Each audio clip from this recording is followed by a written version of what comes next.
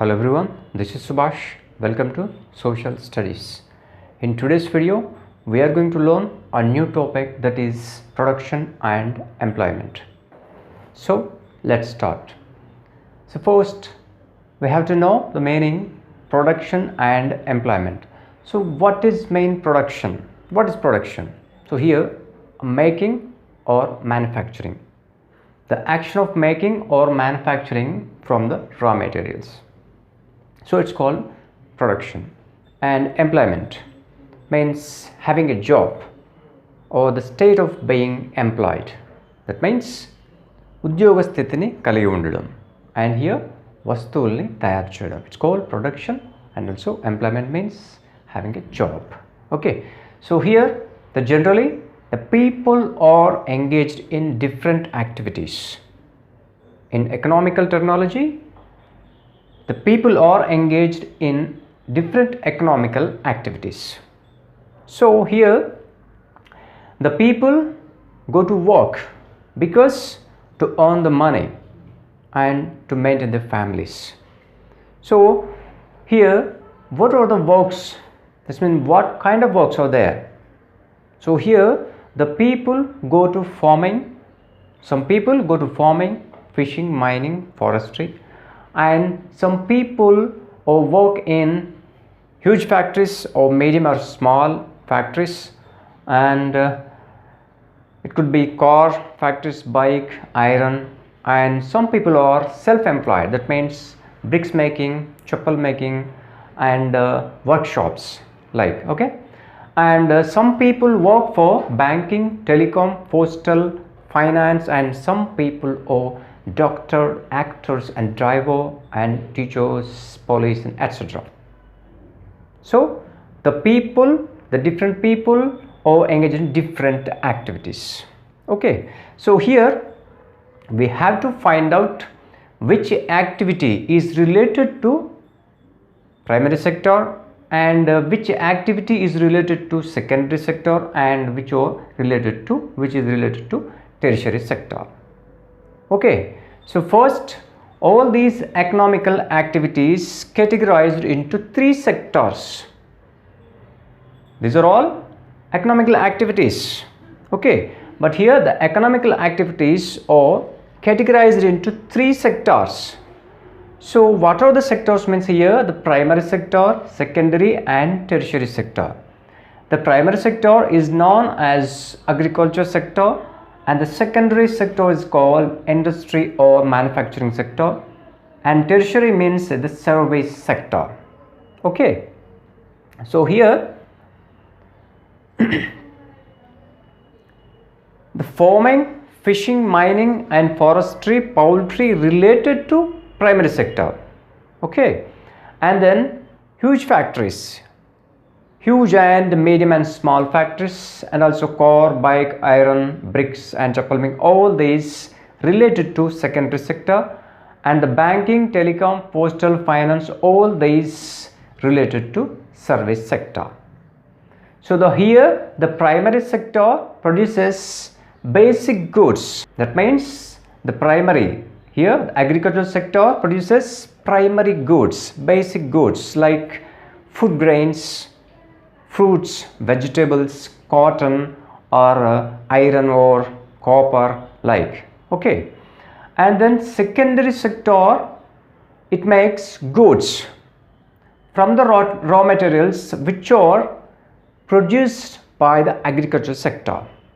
Understand? Secondary sector means it makes goods from the raw materials which are produced by the agriculture sector. Okay, and then if it comes to service sector, it doesn't make directly goods. Service sector, it doesn't make directly goods. Instead, it provides the service. Okay, the service sector doesn't make goods, but it provides service to above these two sectors. Okay, then so here already we discussed the number of people are engaged in different activities. So here the people who are engaged in different activities, the people would earn some amount of income through their activities. The people would earn some amount of income.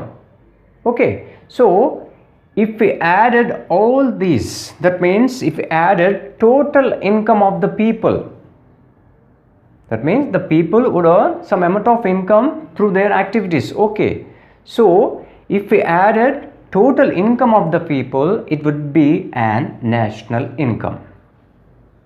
It's called, in economical terminology, it's a GDP, that means gross domestic product, అంటే జాతీయ ఆదాయం అవుతుంది. ఎప్పుడు ఈ ప్రజలందరి ఆదాయాన్ని కలిపితే it would be a national income.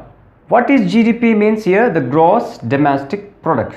The gross domestic product. So the definition is the final value. It is the value of final goods and services produced within a country during a particular year. It is the value of final goods and services produced within a country during in a particular year. So here during means the particular year means here the financial starts from April 1st to March 31st. It's called financial year. That means here GDP follows its financial year to estimate the GDP. Okay, so here the number of goods and services will be made. Okay, then how do we calculate? How do we count them? So it's impossible. It doesn't make sense. So here we have to use, that means here the economist suggests that value of goods and services should be used rather than actual numbers. అంటే వస్తువుల సంఖ్యను లెక్కించడానికి బదులుగా we have to use its value. That means value of goods and service. So then we can properly estimate the GDP through its value. So how do we estimate GDP? So let's take an example here. One lady farmer, she has agricultural land, so she produces 100 kgs of paddy in her land. Okay, so she wants to sell. So one day she sold paddy at rate 25 rupees. So she has gotten 2,500 rupees. To whom? So here to rice miller. She sold to the rice miller and she has gotten 2,500 rupees. Then after rice miller, it separated them because he was a rice miller.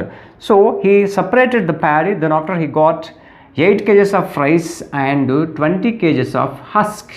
Husk means uka. Appai pottu untundi kada, layer of the rice, upper layer. It's called husk, uka. So he sold to the hotelier 8 kgs of rice at the rate of 40 rupees and 20 kgs of husk at rate 20 rupees. So he has gotten 3,600 rupees.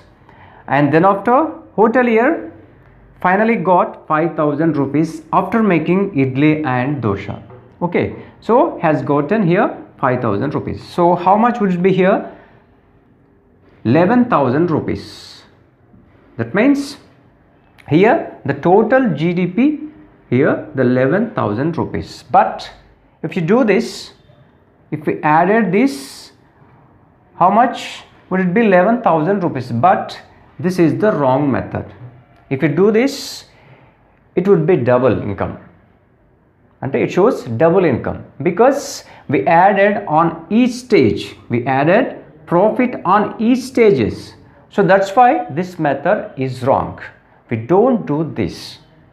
If you do this, it shows double income. It would be double income. So this is the wrong method. Then what we have to do here? We have to do proper. So here, first of all, we have to take as it is 2,500 rupees paddy. The lady farmer sold to the rice miller. So she has gotten 2,500 rupees. This is completely profit because she didn't buy any seeds. ఎలాంటి seeds అంటే విత్తనాలు ఆమె కొనాల్సిన అవసరం లేదు. So this is completely profit. She has gotten complete profit. So we have to take as it is 2500 rupees. Then after rice miller, he has gotten 3600 rupees. But first he purchased from her 2500 rupees. That means it's a investment. He put an investment 2500 rupees. So that's why we have to minus 2500 from 3600. Then how much? Here the 1100 rupees. That means here the rice miller has gotten 1100 rupees profit. And then final hotelier has gotten 5000 rupees. He got 5000 rupees, but we have to minus 3600 from 5000. So here the hotelier got 14,000 profit. So how much would it be? So here complete 5000 rupees. So this is the proper way to estimate the GDP. That means because we have taken here only the final value of goods, not primary, not intermediate value. Here we have taken only the final value of goods. So this is the proper method to estimate the GDP. Okay, so we do not mention the primary value, primary and also intermediate value. That means here already here in this method we added so many times. Here so many times we added profit. So that's why this method is wrong to estimate GDP. So this is the right way. This is the right way. This is the right method to estimate the GDP, because here we have taken here only the value of final goods and services. Okay, so this is the proper way to estimate the GDP. Okay, so this is the information about production and employment. So we will stop here, but this topic will be continued in the next video. Until then, bye.